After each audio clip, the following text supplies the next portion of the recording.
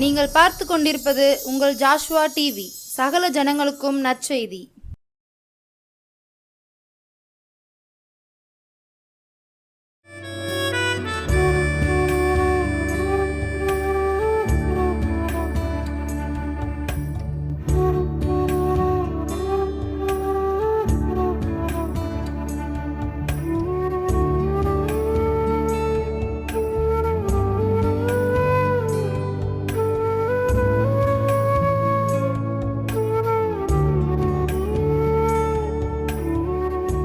ஆண்டவராக இயேசு கிறிஸ்துவின் நாமத்தினாலே உங்கள் அனைவருக்கும் வாழ்த்துக்கள்.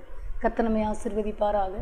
ஜோஸ்வா டிவி மூலமாய் கர்த்தருடைய வார்த்தையை கொடுக்கும்படியாக அடிமைக்கு கர்த்தர் கொடுத்த கிருபைகளுக்காக நான் ஆண்டவருக்கு நன்றி செலுத்துகிறேன்.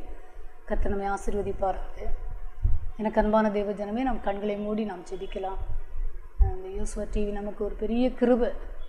உண்மையிலே இது தொடர்ந்து நீங்கள் ஊழியர்களுக்காக நம்முடைய திருச்சபைகளுக்காக நாம் ஜெபிக்க வேண்டும் என்று கர்த்தர் எதிர்பார்க்கிறார்.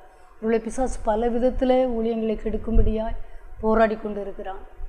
நாம் ஜெபிப்பது நம்முடைய கடமை. ஜெபித்தால் கர்த்தர் எல்லாவற்றையும் கர்த்தர் நமக்கு அனுகூலமாக்கி தருவார். எந்த ஊழியமானாலும், டிவி ஊழியமாக இருக்கலாம், சபை ஊழியங்களாக இருக்கலாம், தனிப்பட்ட நபர் ஊழியமாக இருக்கலாம், பெரிய ஸ்தாபனங்களாக இருக்கலாம், எல்லாவற்றிற்கும் நாம் ஜெபிக்க அழைக்கப்பட்டிருக்கிறோம். அதற்கு ஏற்ற பலனை நாம் அடைவோம். கர்த்தர் நம்மை ஆசீர்வதிப்பாராங்க. பரலோக தந்தையே உம்மை துதிக்கிறோம், சோத்தரிக்கிறோம் ஐயா. அருமையான வேளையில் நீர் பேசும், நாங்கள் கேட்கிறோம். இயேசுவின் நாமத்தில் பிதாவே, ஆமென். கர்த்தர் நாளில் நம்மோடு கூட பேசுகிறார். யோபு 5ஆம் அதிகாரம் 9ஆம் வசனம். யோபு 5:9. ஆராய்ந்து முடியாத பெரிய காரியங்களையும் எண்ணி முடியாத அதிசயங்களையும் அவர் செய்கிறார் என்று கர்த்தருடைய வார்த்தை. ஆராய்ந்து முடியாத பெரிய காரியங்கள், எண்ணி முடியாத அதிசயங்களை. இந்த நாட்களில் இந்த 10வது மாதத்தின் இந்த நாட்களில், இந்த கடைசி வாரத்தில் நம்ம ஆண்டவர் நம்மை பார்த்து சொல்கிறார், ஆராய்ந்து முடியாத பெரிய காரியங்களையும் எண்ணி முடியாத அதிசயங்களையும் நான் உங்களுக்கு செய்ய போகிறேன் என்று சொல்கிறார். அவர் வாக்கினால் சொன்னதை கரத்தினால் நிறைவேற்றுகிறவர். அவர் இஸ்ரவேலுக்கு சொன்ன வார்த்தை ஒன்று கூட தரையில் விழலையாம் என்று கர்த்தருடைய வார்த்தை சொல்லுது. ஆமாம், அது எல்லாம் நிறைவேறிற்று என்று கர்த்தருடைய வார்த்தை சொல்லுது. முதலாவது நம்ம வார்த்தையை ஒருவேளை இந்த நாட்களிலே கர்த்தர் என்ன நம்மகிட்ட எதிர்பார்க்கிறார் என்றோம்னால், வார்த்தை நமக்கு ஆண்டவர் பேசுகிறார். வார்த்தை கிடைத்தவுடன் எரேமியா தீர்க்கன் சொல்கிறார், உம்முடைய வார்த்தை கிடைத்தவுடன் நான் அதை உட்கொண்டேன் என்று சொல்லுகிறார். பார்த்தீங்கன்னா கர்த்தருடைய வார்த்தை அப்படி எழுதியிருக்கிறது. உம்முடைய வார்த்தை கிடைத்த உடனே நான் அதை உட்கொண்டேன் என்று தீர்க்கன் சொல்லுகிறார். இந்த நாளில் கூட நாம் கூட நம்ம கர்த்தருடைய வார்த்தையை வாசிக்கிறோம். ஊழியர்கள் மூலமாய் கர்த்தர் பேசுகிறார், சர்ச்சில் பேசுகிறாரு, நம்முடைய போதக பிதாக்கள் மூலமாய் நமக்கு அநேக முறை நம்மளுக்கு வார்த்தைகள் கிடைக்கிறது. ஆனால் நாம் என்ன செய்யணுமா, வார்த்தையை உட்கொள்ள வேண்டும் என்று கர்த்தருடைய வார்த்தை சொல்கிறது.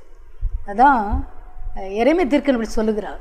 இப்படி வார்த்தை கிடைத்தவுடன் அதை உட்கொண்டேன் அப்படின்னா நான் சாப்பிட்டேங்காரு. அதில் எழுதியிருக்கு பாருங்கள், 15ஆம் அதிகாரம் 16ஆம் வசனம். எரேமியா தீர்க்கதரிசியின் புஸ்தகம் 15ஆம் அதிகாரம் 16ஆம் வசனம். உம்முடைய வார்த்தைகள் கிடைத்தவுடனே அவைகளை உட்கொண்டேன். உம்முடைய வார்த்தைகள் எனக்கு சந்தோஷமும் என் இருதயத்துக்கு மகிழ்ச்சியுமாய் இருந்தது. சேனைகளின் தேவனாகிய கர்த்தாவே, உம்முடைய நாமம் எனக்கு தரிக்கப்பட்டிருக்கிறது அப்படி எழுதுகிறார். உம்முடைய வார்த்தைகள் கிடைத்தொன்று உட்கொண்டேன். இதை பார்த்து கொண்டிருக்க எனக்கு அன்பான தேவ ஜனமே, பல வருடங்களாக நம்ம வார்த்தையை கேட்கிறோம். கேட்டுட்டு அந்த காதில் கேட்டுட்டு இந்த காதில் விடுறதுக்காக நம்ம ஆண்டவர் நம்மோடு கூட பேசவில்லை. இந்த தீர்க்கன் பாருங்களேன், உட்கொண்டேன்னு சொல்கிறாரு. உம்முடைய வார்த்தைகள் எனக்கு சந்தோஷமும் என் இருதயத்துக்கு மகிழ்ச்சியுமாக இருந்தது அப்படின்னு சொல்கிறார். சேனைகளின் தேவனாகிய கர்த்தாவே, உம்முடைய நாமம் எனக்கு நான் உங்கள் பிள்ளைன்னு சொல்கிறார். உங்கள் பேர் எனக்கு தரிக்கப்பட்டிருக்குது என்று சொல்லுகிறார். இந்த நாளிலே கூட ஆண்டவர் நம்மை பார்த்து சொல்கிறார், ஆராய்ந்து முடியாத பெரிய காரியங்களை உங்களுக்கு எனக்கு செய்வாராம். முதலாவது இந்த வார்த்தை என்கிட்ட பேசுகிறாருன்னு நீங்கள் நம்பணும். உங்களுக்கென்று எடுத்துக்கொள்ள வேண்டும். இது எனக்கு என் வாழ்க்கையில், என்னுடைய குடும்பத்தில், என்னுடைய பிள்ளைகள் காரியங்களில், எங்களுடைய ஊழியங்களில், எங்களுடைய வருமானத்தில், எங்கள் பிள்ளையுடைய எதிர்காலங்களில், இப்படி திருச்சபையில் என்ன யார்கிட்டலாம் நீங்கள் ஒருவேளை ஊழியம் செய்யலாம், ஒருவேளை நீங்கள் ஜெப வீரர்களாக இருக்கலாம், ஒருவேளை நீ சில நற்காரியங்களை செய்யலாம், சிலர் செய்யாமலே இருக்கலாம். ஆனால் ஆண்டவர் சொல்கிறாரு, நான் உங்களுக்கு ஆராய்ந்து முடியாத பெரிய காரியங்களை செய்வேன் என்று. அதை நீங்கள் உட்கொள்ளணுமா? ஒன்று பார்த்தீங்கன்னா உட்கொள்ளணும், அது எனக்குன்னு ஏற்றுக்கொள்ளணும். அதை சாப்பிட்டேன்னு சொல்கிறார். பார்த்தீங்கன்னா சாப்பிட்டேன்னு சொல்கிறாரு. இந்த நாட்களில் இதை பார்த்துக்கொண்டு எனக்கு அன்பான தெய்வ ஜனமே, ஆண்டவர்கிட்ட நீங்கள் சொல்ல போகிறீங்க, நீங்கள் ஆராய்ந்து முடியாத பெரிய காரியங்களை எனக்கு செய்ய போகிறீங்கப்பா. எனக்கு ஏன் கூட ஆண்டவர் இன்னைக்கு பேசுகிறார், எனக்கு இதை செய்ய போகிறார். ஏனென்றால் அவர் வாக்கினால் சொன்னதை கரத்தினால் நிறைவேற்றுகிறவர். நம்முடைய வாழ்க்கையில் அவர் சொன்னதை செய்யும் அளவும் அவர் கைவிட மாட்டேன்னு வாக்கு பண்ணியிருக்கிறார். நான் சகல நாட்களில் நான் உங்களோடு நான் கூட இருக்கிறேன்னு சொல்கிறாரு. நான் அந்த ஆண்டவர் நம்ம கூட இருக்கிறார். எனக்கு அன்பான தேவ ஜனமே, ஒருவேளை நீங்கள் வாலிபர்களாக இருக்கலாம், ஒருவேளை நீங்கள் ஆண்டவர் அறியாதவர்கள் கூட இருக்கலாம். ஆண்டவர் எல்லாருக்கும் செய்ய போகிறார். எல்லாருக்கும் அவர் எல்லாருக்கும், அவர் எல்லார் மேலே இருக்கிறவர், எல்லாருக்கும் உள்ளேயும் இருக்கிறவர் என்று எபேசியரில் எழுதப்பட்டிருக்கிறது கர்த்தருடைய வார்த்தை. எல்லாருக்கும் உள்ளே இருக்கிறாராம். ஆனால் நாம் செய்ய வேண்டியது, ஏன் கூட நீங்கள் பேசுகிறீங்கப்பா, ஆராய்ந்து முடியாத இந்த வார்த்தை உங்களுக்கென்று எடுத்துக்கொள்ளுங்கள், உங்களுக்கென்று எடுத்துக்கொள்ளுங்கள். இரண்டாவது, நாம் அந்த வார்த்தையை வைத்து ஜெபிக்க வேண்டும். எப்படி ஜெபிக்கணும்னா பார்த்தீங்கன்னா, சாலமோன் அப்படி ஜெபிக்கிறார். ஆண்டவரே இப்படி எழுதியிருக்கிறதே, உங்களுடைய வார்த்தை எழுதியிருக்கிறதே, நீ உங்களுடைய ஆலயத்தில் வந்து நான் ஜெபிப்பேன்னு சொல்லும்போது ஆண்டவர் அப்படி அந்த சாலமோன் அப்படி சொல்கிறார், இந்த இப்படி கண்கள் திறந்தவைகளும் என் காதுகள் கேட்களுமாய் இருக்கிறது என்று சொன்னீரே அப்படின்னு சொல்லி அவர் விண்ணப்பம் பண்ணுகிறார். இந்த நாளில் கூட முதலாவது நமக்கென்று ஏற்றுக்கொள்ள வேண்டும், இரண்டாவது வார்த்தையை வைத்து ஜெபிக்க வேண்டும். ஜெபிக்க வேண்டும், இதை நீங்கள் செய்ய வேண்டும் என்று கர்த்தர் விரும்புகிறார். எப்படி ஜெபிக்கணும்னா, ஆண்டவரே நீங்கள் என் வாழ்க்கையில் இந்த வார்த்தையை நிறைய கர்த்தருடைய நாம மகிமைக்காக சொல்கிறேன். அநேகர் கிறிஸ்தவ நம்ம தேவ ஜனங்கள் வார்த்தை கிடைச்சிருந்து சந்தோஷப்படுவோம், ஆனால் அதை எப்படி நாம் பயன்படுத்த வேண்டும், அதை முறையாக என்ன செய்ய வேண்டும் என்பது நமக்கு தெரிவதில்லை. ஒரு சிலருக்கு தெரிந்தாலும் அநேகர் கொஞ்ச நாளைக்கு அதை வச்சு செபிப்போம், ஆனால் அதுக்கு பிறகு மறந்துடுவோம். இல்லை, வார்த்தை ஒரு நாளும் வெறுமையாய் திரும்புவதில்லை என்று ஏசாயா தீர்க்கன் மூலமாக எழுதப்பட்டிருக்கிறது அல்லவா. இன்றைக்கி ஆண்டவர்கிட்ட சொல்லுவோம், ஆண்டவரே நீங்கள் இப்படி எனக்கு ஆராய்ந்து முடியாத பெரிய காரியங்களை செய்வேன்னு சொல்லியிருக்கீங்க, இதை நீங்கள் எனக்கு செய்யணும் என்று நீங்கள் கேட்க வேண்டும், ஜெபிக்க வேண்டும். வார்த்தை கிடைத்தவுடன் உட்கொண்டேன், இப்படி சொன்னீங்களே ஆண்டவரே, இதை செய்யுங்கப்பா, இதை செய்யுங்க என்று நாம் கேட்க வேண்டும் என்று விரும்புகிறார். அதான் ஆண்டவர் சொல்கிறார், என் நாமத்தினாலே நீங்கள் எதை கேட்டாலும் நான் அதை செய்வேன் என்று ஆண்டவர் வாக்கு பண்ணியிருக்கிறார். இந்த வார்த்தையை வைத்து நாம் ஜெபிக்க வேண்டும் என்று கர்த்தர் எதிர்பார்க்கிறார். பாருங்கள், அந்த சங்கீதக்காரன் அனுபவம் பார்த்திங்கன்னா ரொம்ப ஆச்சரியமாக இருக்கும். எல்லாவற்றிலுமே ஆண்டவரை சார்ந்து, ஆண்டவரை நம்பி, ஆண்டவருடைய வார்த்தையை அதான் சொல்கிறாரு, எல்லாவற்றை காட்டிலும் சகல பிரஸ்தாபத்தை பார்க்கிலும் கர்த்தருடைய வார்த்தையை ஆண்டவர் மகிமைப்படுத்தி இருக்கிறார் என்று கர்த்தருடைய வார்த்தை சொல்லுது. சகல பிரஸ்தாபத்தை பார்க்கிலும் ஆண்டவர் மரணம், ஆண்டவருடைய உயிர்த்தெழுதல், ஆண்டவர் நம்ம கூட இருக்கிறது, அண்ட் எல்லாவற்றிலும் வார்த்தை தான். அதான் சகல பிரஸ்தாபத்தை பார்க்கிலும் அவருடைய வார்த்தையை மகிமைப்படுத்தி இருக்கிறாராம். இதுவரைக்கும் அவருடைய வார்த்தை தான் நம்மை நடத்தி இருக்கிறது. இன்னைக்கு ஆண்டவர் ஆணித்தரமாய் சொல்கிறார், ஆண்டவரே நீங்கள் ஆண்டவர்கிட்ட அப்படி சொல்லணும், ஆண்டவரே இன்னைக்கு ஆராய்ந்து முடியாத பெரிய காரியங்கள் செய்வேன்னு சொல்லியிருக்கீங்க, இதை என் வாழ்க்கையில் செய்யுங்க என்று நீங்கள் ஜெபிக்கும் போது அதை செய்வார். செங்கடலை பிளந்த நம் ஆண்டவர், பார்வோனை மூடின ஆண்டவர் சொல்கிறாரு, நான் உனக்கு பெரிய காரியங்களை செய்யணும்னா நீ அதை வைத்து முதலாவது உனக்கென்று எடுத்துக்கொள்ள வேண்டும், இரண்டாவது நீ அதை வைத்து ஜெபிக்க வேண்டும், மூன்றாவது பார்த்தீங்கன்னா அதை விசுவாசிக்க வேண்டும். ஒருவேளை எனக்கு அன்பான தேவ ஜனமே, நம்ம வார்த்தைக்கு நிறைய பேர் பார்த்தீங்கன்னா கர்த்தருடைய கிருபையினால் பிசாசு வார்த்தையை பொறுக்கும்படியாய் நம்ம பின்னாலே வருவான். நம்ம வார்த்தை கிடைச்ச உடனே அதை விசுவாசிப்போம், அதை சிலரை ஏற்றுக்கொள்வோம், அதை வைத்து ஜெபிக்கிறது இல்லை. ஆனால் ஆண்டுடைய சத்துரு வார்த்தையை பொறுக்கும்படியாய், நம்மகிட்ட பிடுங்கும்படியாய் பின்னாலே வருவான்.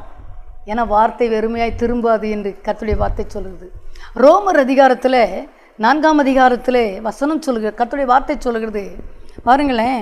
அந்த அவருடைய ஆபிரகாமுடைய விசுவாசத்தை பாருங்களேன், எப்படி சொல்கிறார் பாருங்களேன். 20ஆம் வசனத்தில், தேவனுடைய வாக்குத்தத்தத்தை குறித்து அவன் அவிவிசுவாசமாய் சந்தேகப்படாமல் தேவன் வாக்குத்தத்தம் பண்ணினதை நிறைவேற்ற வல்லவராய் இருக்கிறார் என்று முழு நிச்சயமாய் நம்பி தேவனை மகிமைப்படுத்தி விசுவாசத்தில் வல்லவனானான். எப்படியாவது என் ஆண்டவர் வார்த்தை நிறைவேற்றுவார். நீங்கள் சொல்லி பாருங்களேன். தேவனுடைய நான் மகிமைக்கே சொல்லுகிறேன், அடிமை வாழ்க்கையில் நான் அதை சொல்லாமல் இருக்க முடியாது. ஏனென்றால் நான் பல கஷ்டத்தின் வழியாய் நடந்து வரும் பொழுது, பல இல்லாமையிலிருந்து நடந்து வருகிற நாட்களில் இந்த வார்த்தைகள் தான் என்னையெல்லாம் உயிர்ப்பித்தது. வார்த்தை தான் நடத்தும். ஒன்றே ஒன்று சொல்கிறேன், கர்த்தருடைய வார்த்தை நம்மை நடத்தும். நானே வழியும் நானே சத்தியம் நானே ஜீவன் என்று சொன்னாரே, வார்த்தைக்குள்ள ஜீவன் இருக்கிறது. எனக்கு அன்பான தேவஜனமே, எபிரேயர் ஆக்கியோன் அப்படி எழுதுகிறார், வார்த்தை ஜீவன் உள்ளதாயும் வார்த்தைக்குள்ள ஜீவன் இருக்கிறது, வல்லமை நிறைந்தது. அன்றைக்கு சொல்றாரு, இந்த ஆபிரகாம் என்ன சொல்றாரு பாருங்களேன், தேவன் வாக்குத்தத்தம் பண்ணினதை நிறைவேற்ற வல்லவராய் இருக்கிறார் என்று முழு நிச்சயமாய் நம்பி தேவனை மகிமைப்படுத்தி விசுவாசத்தில் வல்லவனானான். ஆகையால் அது அவனுக்கு நீதியாக எண்ணப்பட்டது. அது அவனுக்கு நீதியாக எண்ணப்பட்டது என்பது அவனுக்காக மாத்திரமல்ல, நமக்காகவும் எழுதப்பட்டிருக்குது. சூழ்நிலைலாம் வித்தியாசமாக இருந்தது. ஒருவேளை நீங்கள் நினைக்கலாம், நான் ஒரு சின்ன குடிசையில் இருக்கிறேன், நான் கடனில் இருக்கிறேன், நான் கண்ணீரில் இருக்கிறேன், நான் வியாதியில் இருக்கிறேன், நான் போராட்டத்தில் இருக்கிறேன், நான் மரண போராட்டத்தில் இருக்கிறேன், எப்படி எனக்கு விடுதலை கிடைக்கும்? அதில் ஆராய்ந்து முடியாத பெரிய காரியங்களை செய்வாரா? அவர் செய்வார். ஏனென்றால் அவர் வானத்தையும் பூமியை சிருஷ்டித்த அண்ட சராசரங்களையும் வல்லமையினாலும் வார்த்தையினாலே சிருஷ்டித்தவர் இன்னைக்கு உங்களுக்குள் வாசம் பண்ணுகிறார். தெய்வ பிள்ளையே, அதை மறந்து போகக்கூடாது. நமக்குள் வாசம் பண்ணுகிறார். அவர் செய்வார். அவர் செய்ய நினைத்து தடைபடாது. ஆண்டவர் இன்னைக்கு சொல்றார் பாருங்களேன், அந்த ஆபிரகாம் விசுவாசித்தான். அவனுக்காக மாத்திரமல்ல, ஒன்றுமே இல்லை ஆபிரகாம் வாழ்க்கையில். குழந்தை இல்லை, ஒருவேளை பல கண்ணீர்கள் இருந்திருக்கலாம், ஏமாற்றம் இருந்திருக்கலாம். ஆனால் விசுவாசத்தை பாருங்க. ஏன்னா ஆண்டவர் சொல்லிட்டாரு, நான் உன் நிச்சயமா ஆசீர்வதிப்பேன்னு சொல்லியிருக்காரு. சொல்லி எவ்வளோ நம்பிக்கை பாருங்க. கர்த்தர் அந்த வார்த்தையை கனப்படுத்தினார், ஆபிரகாமை ஆசீர்வதித்தார். அது மட்டுமல்ல, உங்களையும் ஆசீர்வதிக்க அவர் வல்லமையுள்ளவராக இருக்கிறார். இன்னைக்கு ஆண்டவர்கிட்ட சொல்லுங்க, முதல்ல உங்களுக்கு கிடைத்தவுடன் அந்த வார்த்தையை ஏற்றுக்கொள்ளுங்க. அது எனக்கு என்கிட்ட ஆண்டவர் பேசுகிறார். ரெண்டாவது, அதை வைத்து தேவஜனமே நாம் செபிக்க வேண்டும். இப்படி சொன்னீங்களேப்பா. இப்போ பாருங்க, நம்ம ஒரு இனஜன பந்தோ ஃப்ரெண்ட்ஸோ நம்ம போய் கேட்குறோம், எனக்கு நீங்கள் இந்த காரியத்தை செய்வீங்களா அப்படின்னு கேட்டோன்னா, சரி அவங்க நாங்கள் நாளைக்கு தர்றேன் வாங்கன்னு சொன்னாங்கன்னா, நம்ம நாளைக்கு போகிறோம், போய் பார்க்க போகிறோம் அவங்கள. அவங்க இல்லைன்னு சொன்னால் நீங்கள் என்ன சொல்லுவீங்க? நீங்கள் தர்றேன்னு சொன்னீங்களா அப்படி நீங்கள் தைரியமாக கேட்பீங்க, நேற்று சொன்னீங்களா அப்படின்னு. நம்ம ஆண்டவர் கூட மனுஷன் கூட மறந்து போகலாம். எனக்கு அன்பான சகோதர சகோதரிகளே, பெற்றோரே, வாலிபரே, எனக்கு அன்பான பெற்றோரே, ஆண்டவர்கிட்ட சொல்லுங்க, நீங்கள் சொன்னீங்களாப்பா எனக்கு தாங்க. ஏனென்றால் அவர் நமக்கு தகப்பன். நம் தாய் தகப்பன் கூட மரித்து விடலாம் ஒரு வயதான பிறகு. ஒருவேளை அநேக நம்மை விட்டு கடந்து சென்று விடலாம். நேசர் ஒரு நாளும் நம்மை விட்டு கடந்து செல்லாதவர். ஏனென்றால் நான் உன் கூட இருக்கிறேன் என்று சொல்லுகிறாரே, நான் உன்னுடனே இருக்கிறேன்னு சொல்கிறாரு. எவ்வளவு இத்தனை காலம், ஒருவேளை நீங்கள் ரட்சிக்கப்பட்டு இத்தனை வருஷம் உங்களை நடத்தி இருக்கிறாரே, நம்மை பாதுகாத்து இருக்கிறாரே, நம்மை போஷித்து இருக்கிறாரே, எத்தனை முறை நம்முடைய கண்ணீரெல்லாம் துடைத்து இருக்கிறார். ஒரு வார்த்தை சொல்லும், 100க்கு அதிபதி சொன்னார், ஒரு வார்த்தை சொல்லும், என் வேலைக்காரன் சொஸ்தமாவான் என்று சொன்னாரே. அப்படி நடந்ததே, நமக்கும் நடக்கும். எனக்கு அன்பான வார்த்தை இன்னைக்கு அநேகர் தொலைச்சிடுறோம், அநேகர் விசுவாசிக்கிறது இல்லை. அது எனக்கு இல்லை, சர்ச்சில் பேசினாலும் நமக்கு இல்லை, அது அவங்களுக்கு தப்பு. ஆண்டவர் கண்டித்தாலும் அது நமக்கு இல்லை, எனக்கு இல்லை. இல்லை, கண்டித்தாலும் நம்ம ஏற்றுக்கொள்ள வேண்டும். நம்மை ஆண்டவர் ஆசீர்வதித்தாலும் நம்ம ஏற்றுக்கொள்ள வேண்டும். அந்த வார்த்தைகளை நம்மோடு வாக்குத்தத்தமாய் பேசினால் நாம் அதை ஏற்றுக்கொள்ள தயாராக இருக்க வேண்டும். கண்டித்தாலும் ஆண்டவர் என் கூட பேசுகிறார், என் குறையை சுட்டி காட்டுகிறார் என்பதை நாம் மறந்து போகக்கூடாது. இங்கே ஆபிரகாம் விசுவாசித்தான். அதனால் அவன் பாருங்க, பெரிய விசுவாசிகளுக்கு தகப்பனானான். விசுவாசம்.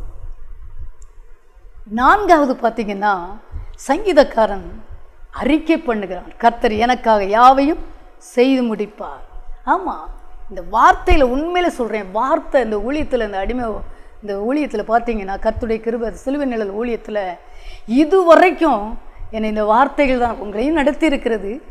பெருமைக்காக சொல்லவில்லை, இதுவரைக்கும் கர்த்தருடைய வார்த்தை இந்த ஊழியத்தை நடத்தியிருக்கு. எத்தனையோ போராட்டங்கள், எத்தனையோ காரியங்கள், எத்தனையோ பிசாசு பல விதத்தில் போராடினாலும், ஏனென்றால் வார்த்தை தான் பிதா, பிதா தான் இயேசு கிறிஸ்து. இப்போ நம்ம இருக்கிறதோ அவருக்குள்ளே தான் இருக்கிறோம். உண்மைதானே? நீங்கள் வார்த்தை மட்டும், சிலர் வார்த்தையே விசுவாசிக்கிறது இல்லை. ஜெபிப்போம், வேதம் வாசிப்போம், நல்லது. வார்த்தை என்பது சகல பிரஸ்தாபத்தை பார்க்கிலும் அவருடைய வார்த்தையை மகிமைப்படுத்தியிருக்கிறார். உங்களுக்கு செய்து அவர் நாமம் மகிமைப்படும். இதை பார்க்கிற தேவ ஜனமே, இந்த மாதத்தில் நீங்கள் இப்படி வச்சு ஜெபிங்க. ஆராய்ந்து முடியாத பெரிய காரியங்களை எனக்கு செய்ய போகிறீங்கப்பா, என் குடும்பத்தில் செய்ய போகிறீங்க. பார்த்தீங்கன்னா அறிக்கை எப்படி பண்ணுறாரு தெரியுமா?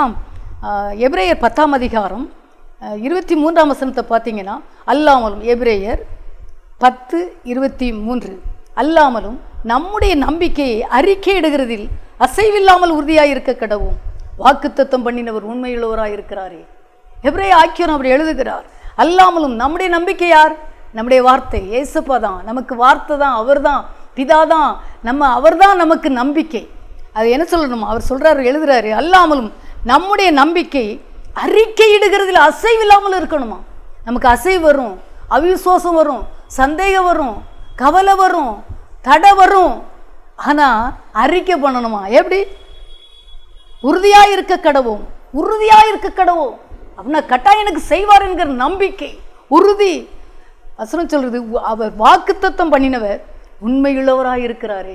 ஆண்டு இன்னைக்கு சொல்றாரு, நான் வாக்குத்தத்தம் உனக்கு நான் ஆராய்ந்து முடியாத பெரிய காரியங்களை செய்வேன் வாக்கு பண்ணியிருக்கேன், அதை செய்வேன்னு சொல்றாரு. ஆக்கியன் சொல்றாரு, அவர் வாக்குத்தத்தம் பண்ணினவர் உண்மையுள்ளவராக இருக்கிறார். ஏன்னா அவர் பொய் சொல்லாத நம்முடைய ஆண்டவர். இந்த நாளிலே அறிக்கை பண்ண வேண்டும். அதைத்தான் சங்கீதக்காரன் சொல்லுகிறான், கர்த்தர் எனக்காக யாவையும் செய்து முடிப்பார். எவ்வளோ மிராக்கல் தாவீதுடைய வாழ்க்கை யோசித்து பாருங்களேன். எவ்வளோ பெரிய காரியங்களை கர்த்தர் செய்தார். ஆராய்ந்து முடியாத பெரிய காரியங்களை தாவீதுடைய வாழ்க்கையில் செய்யவில்லையா? ஆடு மேய்க்கிற தாவீதுடைய வாழ்க்கையில் முதலாவது அதை செய்து முடித்தார் எனக்காக. அப்படி நம்பிக்கை பாருங்க. தாவீதுக்கு யாருமே இல்லை, அம்மா அப்பா கூட மறந்துட்டாங்களே ஃபங்க்ஷனில், எல்லாரும் மறந்து போனாலும் தாவீதுடைய வாழ்க்கையில் கர்த்தர் எனக்காக யாவையும் செய்து முடித்தார். உங்களுடைய வாழ்க்கையில் அறிக்கை பண்ண வேண்டும். அறிக்கை பண்ணுங்க, வாய்ட்டு சொல்லுங்க, அவிசுவாசமாக பேசாதீங்க. ஆண்டவர் எனக்கு சொன்னார், எனக்கு செய்யலை, நம்முடைய குறைதான். ஏன் நம்ம முதல்ல எனக்குன்னு ஏற்றுக்கொள்ளவில்லை, ரெண்டாவது அதை வைத்து செபிக்கவில்லை, மூன்றாவது அதை விசுவாசிக்கவில்லை, நான்காவது அதை அறிக்கை பண்ணவில்லை. இதை செய்து பாருங்கள். இது ஈஸி மெத்தடு தான். இது ஈஸி மெத்தடு. பார்த்தீங்கன்னா கர்த்தருடைய நான் மகிமைக்கே சொல்கிறேன், இப்படிலாம் அடிமைக்கு ஒரு நாள் கற்றுக் கொடுத்தார், இப்படிலாம் செய், இதை நான் செய்வேன். சில காரியம் ரொம்ப கஷ்டமாக இருந்துன்னா நான் சில நேரம் ரொம்ப வருத்தப்பட்டேன்னு ஆண்டு சொல்வார், வார்த்தையை எங்கே வைத்திருக்கிறாய், கர்த்தருடைய வார்த்தையை எங்கே என்று கேட்பார். ஏனென்றால் வார்த்தை வெறுமையாய் திரும்புவதில்லை. உங்கள் பிள்ளைகள் காலையில் திருமணம் நடக்கணுமா, குழந்தை பாக்கியம் வேணுமா, நன்மைகள் பெற வேண்டுமா, நன்மை கண்ணீரோடு இருக்கிறீங்களா? கர்த்தர் சொல்கிறாரு, இன்னைக்கு சொல்கிறாரு உங்களை பார்த்து, நான் உனக்கு ஆராய்ந்து முடியாத பெரிய காரியம் செய்யணும்னா இந்த 4 காரியத்தை செய். ஆபிரகாமை தாவீதை போல, ஆபிரகாமை போல, ஓ பரிசுத்தவான்களை போல கர்த்தர் உங்களை உயர்த்துவார். தெய்வ பிள்ளையே, ஓ நம் ஆண்டவர் நம்மை உயர்த்தி ஆசீர்வதிக்கிற தேவன், அழகு பார்க்கிற தேவன். நமக்காய் சாபமானாரே, நமக்காய் பாவமானாரே, நமக்காய் தரித்திரரானாரே, நமக்காய் ஐஸ்வர்ய சம்பனராய் மாறினாரே, உங்களுக்காக எனக்காக எல்லாவற்றையும் திறந்து கொடுத்தார், மரணத்தையே திறந்து கொடுத்தார். எதற்காக? நம்மை மரணத்திலிருந்து மீட்கும்படியாய். இன்னைக்கு ஆண்டவர்கிட்ட சொல்லுங்க, ஆராய்ந்து இந்த வார்த்தை சொல்லி பாருங்களேன். கர்த்தர் சொல்லுகிறார், ஒருவேளை எதிரிக்கு பயந்துட்டு இருக்கீங்களா? இந்த காரியத்தை இந்த மனுஷன் நடக்க விட மாட்டேங்கான், இது ஒருவேளை இந்த மனுஷன் இங்கே திட்டமாக இருக்கிறது என்று நீங்கள் யோசனை பண்ணிக்கிட்டு இருக்கீங்களா, கலங்கி கொண்டிருக்கீங்களா? கர்த்தனைக்கு சொல்கிறாரு, நீ முதல்ல வார்த்தையை உனக்கென்று எடுத்துக்கொள். உனக்கென்று ஒரு வார்த்தை கர்த்தர் பேசிட்டார்னா உடனே நீங்கள் கேட்ச் பிடிச்சிக்கணும். ஆமாம், பிடிச்சி அதை வச்சு எனக்கு என்கிட்ட ஆண்டவர் பேசியிருக்காரு. ஆமாம், அவர் மனிதருக்காக ஜீவனையே கொடுத்தவர். எனக்கு அன்பான தேவஜனமே, கர்த்தர் இன்னைக்கு சொல்கிறார், ஆராய்ந்து முடியாத பெரிய காரியங்களை செய்ய போகிறார். உங்கள் வாழ்க்கையில் செய்ய போகிறார், உங்கள் பிள்ளைகள் வாழ்க்கையில் செய்ய போகிறார், ஊழியத்திலே செய்ய போகிறார். குடும்பம் உடைந்து போய் கிடக்கிறதா, பிளந்து போய் கிடக்கிறதா, பிள்ளைகள் பிரிந்து இருக்கிறார்களா, திருமணமாகவில்லையா, குழந்தை பாக்கியம் இல்லையா, கண்ணீரோடு இருக்கிறீர்களா, வியாதியோடு இருக்கிறீர்களா, பயத்தோடு இருக்கிறீர்களா, ஐயோ நாளைக்கு என்ன செய்வது என்று கலங்குகிறீர்களா? இன்னைக்கு ஆண்டுட்டு சொல்லுங்க, யோபுக்கு ஆண்டு ஆராய்ந்து முடியாத பெரிய காரியங்களை செய்தார், எண்ணி முடியாத அதிசயங்களை. ஒருவேளை அவ்வளோ பிரச்சனை, மீண்டு வருவாரா என்பது கேள்விக்குறி மனிதர்கள் பார்த்திருக்கலாம். அவ்வளோதான், சாப்டர் எல்லாம் க்ளோஸ் என்று நினைத்திருக்கலாம். ஆனால் யோபுடைய வாழ்க்கையில் ஆண்டவர் செய்யவில்லையா? சொன்னதை அப்படியே நிறைவேற்ற வல்லமை உள்ளவர். யோபு 42:2 சொல்லுங்க, தேவரீர் சகலத்தையும் செய்ய வல்லவர், அவர் செய்ய நினைத்து தடைபடாது என்பதை அறிந்திருக்கிறேன். அதையும் யோபு பக்தன் அறிக்கை பண்ணுகிறார். நம்முடைய வாயில என்ன வார்த்தை வரும்? ஃபுல்லா ஒரு சிலருக்கு ஃபுல்லா நெகட்டிவ் தான். இல்லை, எல்லாம் பாசிட்டிவா பேசுங்க. ஆண்டவர் செய்வார். அவர் நீங்க சொல்றதை பார்த்தோன்னு ஒரு இறங்கி வரணும். உங்களுக்காக, என் பிள்ளைக்காக, என் பிள்ளை இப்படி விசுவாசிக்கிறாளே, இப்படி நம்புகிறாளே, இப்படி ஜெபிக்கிறாளே, இப்படி அறிக்கை பண்ணுகிறாளே புறஜாதியார் மத்தியிலே, நான் செய்யணும்னு இறங்கி வருவார் தெய்வஜனமே. இதுதான் உண்மை, இதுதான் உண்மை. ஒருவேளை கர்த்தர் ஒரு காரியத்தை சொல்கிறார். யாத்திராகமம் 14ஆம் அதிகாரத்தில் பார்த்தீங்கன்னா நமக்கு எல்லாருக்கும் தெரியும்.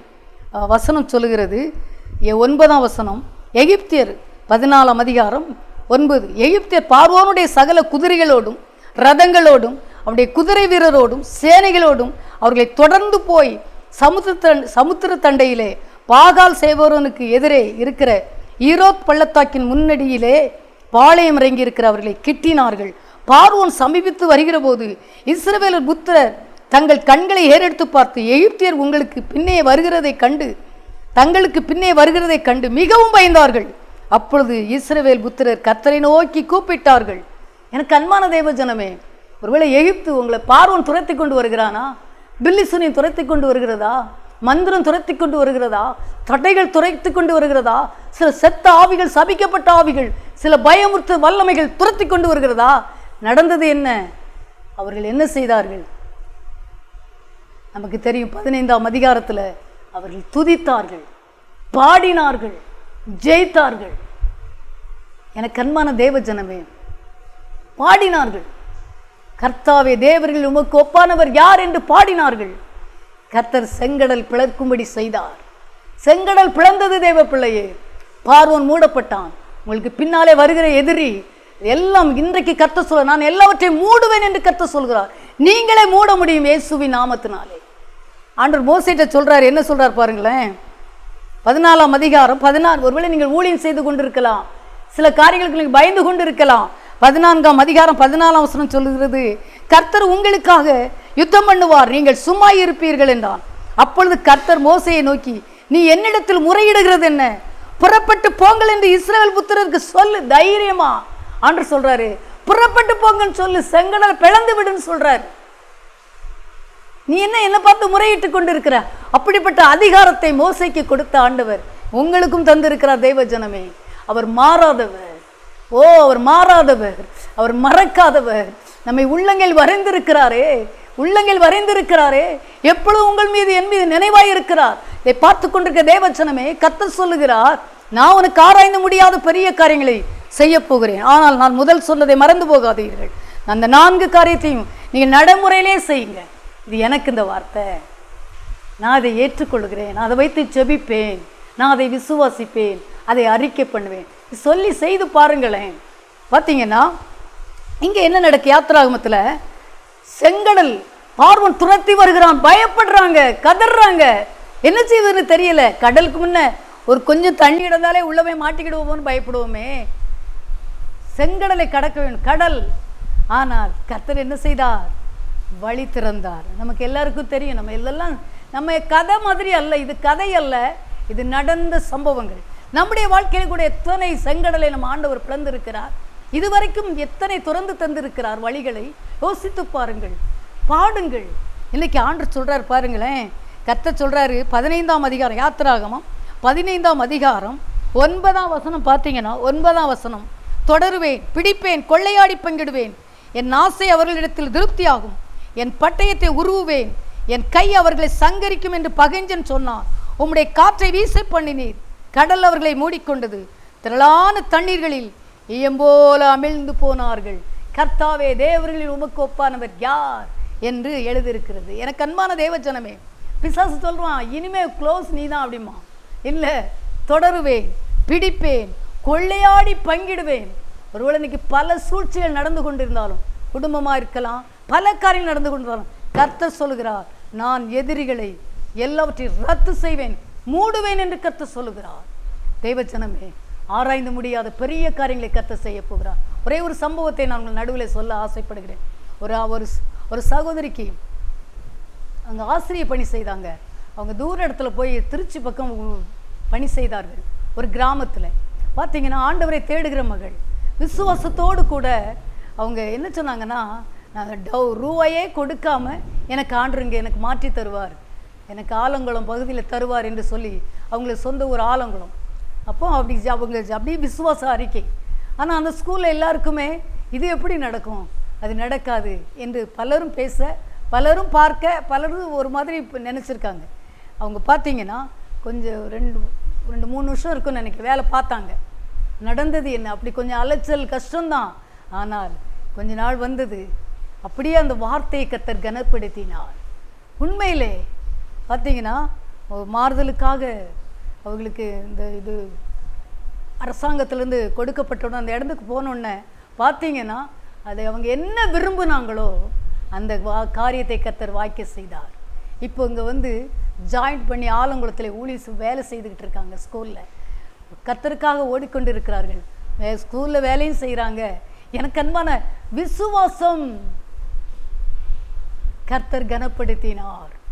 உங்களையும் கூட ஆண்டவர் சொல்ல ஆராய்ந்து. அப்படின்னா என்ன தெரியுமா, நமக்கே இது எப்படி நடந்தது ஆராய்ந்து முடியாது. என்ன தெரியுமா, இது எப்படி நடந்தது, என் குடும்பத்தில் எனக்கு இது நடக்கும் நினைக்கவே இல்லையே, இந்த வீடு எப்படி கட்டணும், இந்த பிள்ளைக்கு எப்படி திருமணம் நடந்தது, எப்படி வேலை கிடைச்சது, இப்படி சேலரி எப்படி வந்தது, எப்படி சுகம் கிடைத்தது, இதுதான் நம்ம ஆண்டவர் உங்களுக்கு செய்ய. ஆனால் விசுவாசிக்கிறவனுக்கு மட்டும்தான் எல்லாம் கூடும். கண்களை மூடி ஜெபிக்கலாமா? எனக்கு அன்பான தேவஜனமே, செய்வீர்களா? இது செய்து பாருங்கள்.